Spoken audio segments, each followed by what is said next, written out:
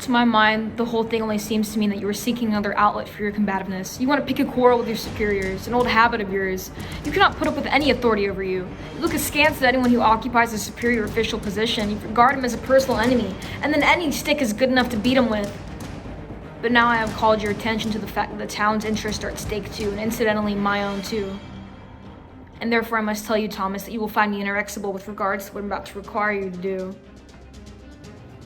And what is that?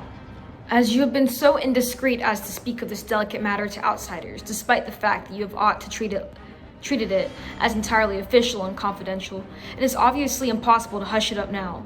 All sorts of rumors will get out directly, and everyone who has a grudge against us will take care to embellish these rumors, so it will be necessary for you to refute them publicly. How? I don't understand. What we shall expect is that after making further investigations, you will come to the conclusion that your matter is not by any means as dangerous or as critical as you imagined in the first instance. So that's what you expect. And what is more, we shall expect you to make public profession of your confidence in the committee and their readiness to fully and conscientiously take what steps may be necessary to remedy any possible defects.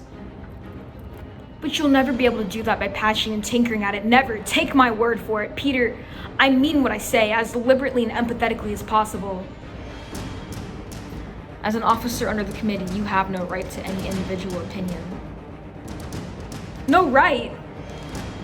In your official capacity, no.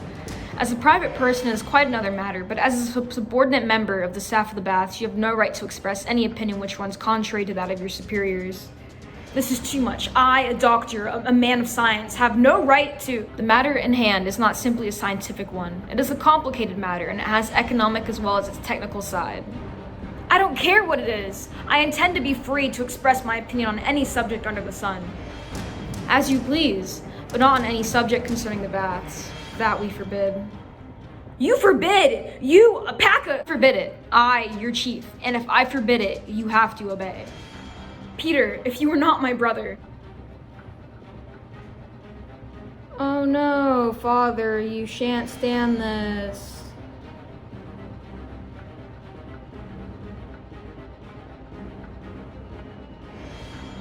Oh, so you have been eavesdropping.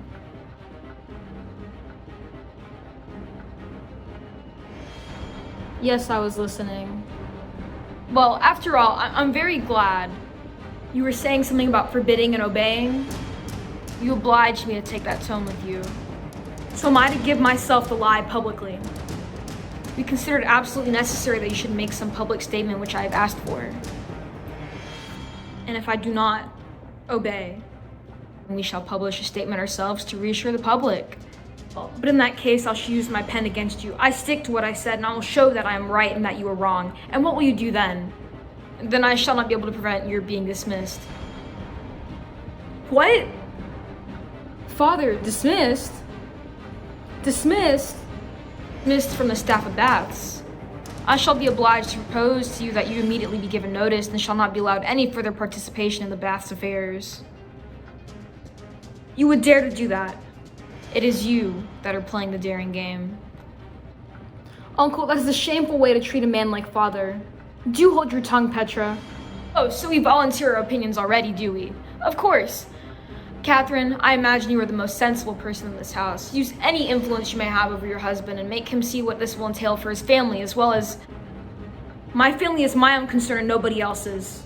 For his own family, as I was saying, as well as for the town he lives in. It is I who have the real good of the town at heart. I want to lay bare the defects that sooner or later must come to the light of day. I will show whether I love my native town. You, who in your blind obstinacy wants to cut off the most important source of this town's welfare? Source is poison, man. Are you mad? We are masking our living by retailing filth and corruption. The whole of our flourishing municipal life derives its sustenance from a lie. All imagination, or something even worse. The man who can throw out such offensive insinuations about his native town must be an enemy to our community. Do you dare to? Thomas! Don't lose your temper, Father.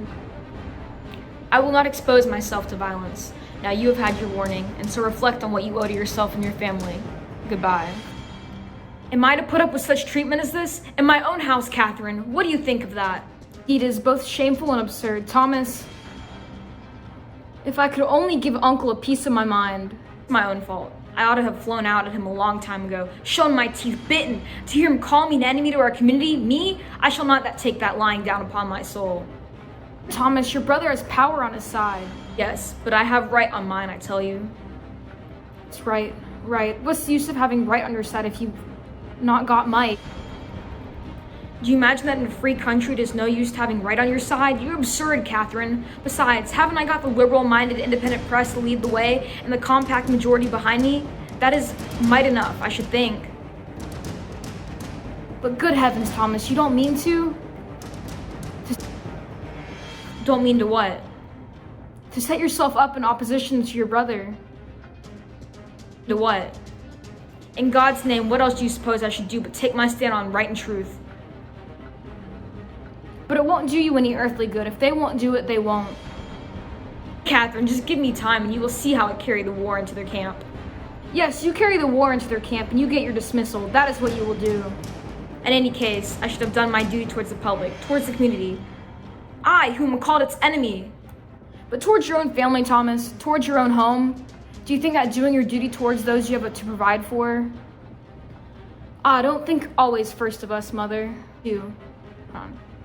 Oh, it is easy for you to talk. You are able to shift for yourself if need be, but remember the boys, Thomas, and think a little of yourself too, and of me. And I think you were out of your senses, Catherine. If I were such a miserable coward to go on my knees to Peter and his damned crew, do you suppose I would ever know an hour's peace of my mind and all my life afterwards?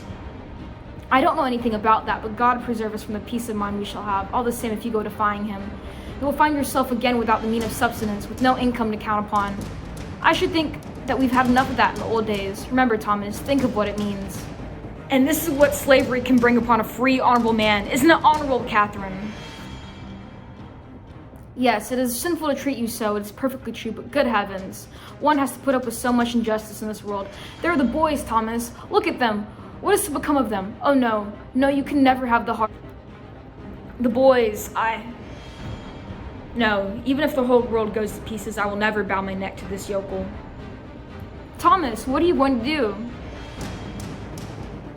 I mean to have the right to look at my sons in the face when they are grown men.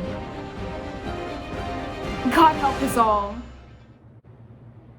Father is splendid. He will not give in.